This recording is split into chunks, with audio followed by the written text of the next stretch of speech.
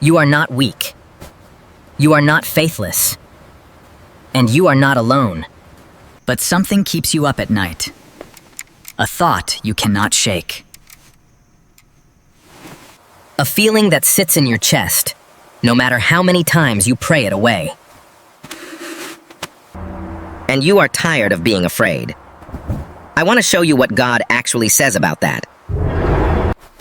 Most people treat fear like a character flaw, like if your faith were strong enough, it would just disappear. But God never said that to his people. What he said was something far more powerful. And he said it in one of the darkest moments his people had ever faced. It is in Isaiah 41, and once you see what he actually means, fear will never have the same grip again. Before you can understand what God is saying in Isaiah 41, you need to understand who he was saying it to. These were not people sitting comfortably in their homes. These were God's people in Babylonian exile. Ripped from their homeland, surrounded by enemies, living in a foreign land under foreign gods.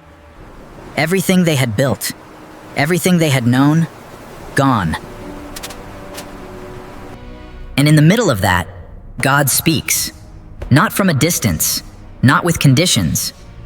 He speaks directly into the darkest moment his people had ever experienced and says, "Do not fear."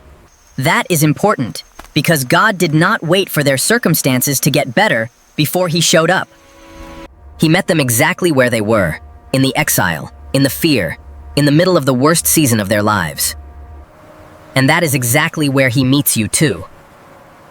Whatever you are facing right now. God is not waiting for it to be over before he speaks to you. He is speaking right now, in the middle of it. The first thing God says in Isaiah 41:10 is the simplest, and it is the one we skip over the fastest. Do not fear, for I am with you. Not that promise, when you figure it out, then I'll be with you. Not, I was with you before things got hard. Right now, in this moment, in this fear, I am with you. One of the biggest reasons fear grows is because we feel alone in it. We look at what we are facing and we think, nobody understands this. Nobody sees what I'm carrying. And that loneliness makes the fear twice as heavy. But God is not a distant observer watching your life from somewhere far away.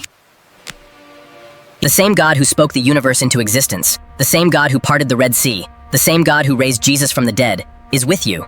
Right now, in your specific situation, aware of every detail. You are not facing this alone. And if God is with you, really with you, then the question is no longer, how big is my problem? The question becomes, how big is my God? Here is something about Isaiah 41 that most people never notice. Scholars call it the great I will chapter of the Bible, because in this single chapter, God says I will no fewer than 14 times. 14 promises, 14 declarations.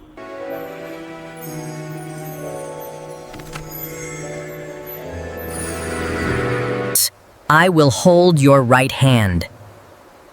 And here is what makes that so powerful. There is another I will chapter in the Bible, Isaiah 14, but that one belongs to Satan. And every I will of Satan was proud and self-directed. I will ascend, I will exalt my throne, I will be like the Most High. None of them came to pass. But every I will of God in Isaiah 41, every single one, will be fulfilled. Because when God says I will, he says it with the full authority of the one who created everything that exists. He has foreseen every difficulty. He has studied every obstacle. And he still says, I will. So when fear tells you that your situation is too far gone, that God has forgotten you, that nothing is going to change, go back to the I wills. 14 promises, every one of them yours. Of all the promises in Isaiah 41, this one is the most personal.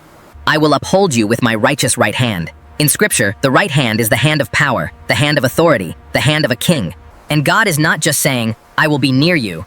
He is saying, I will personally hold you up with everything I have. Think about what that image actually means. When someone is about to fall, when their legs give out, someone reaches out and catches them.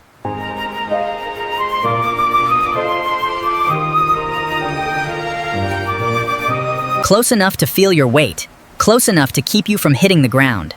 That is what God is saying he will do for you.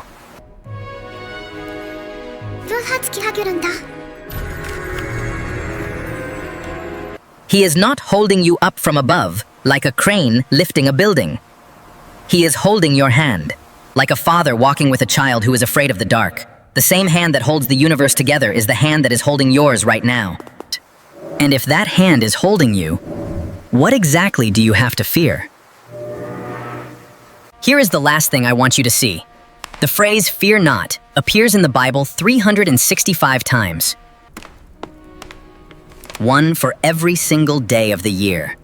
That is not a coincidence. God knew that fear would not be a one-time battle for his people. He knew that you would wake up on Monday and need to hear it.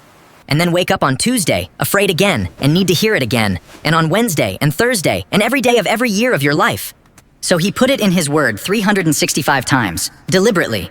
Not because he is frustrated with you for being afraid, But because he understands you. He knows how you were made. He knows that fear comes back. And he wanted to make sure that every single day you opened his word, there was a reminder waiting for you. Do not fear, I am with you.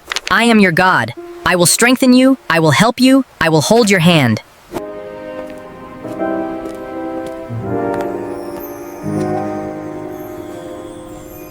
that is a God who loves you enough to meet you in it every single morning.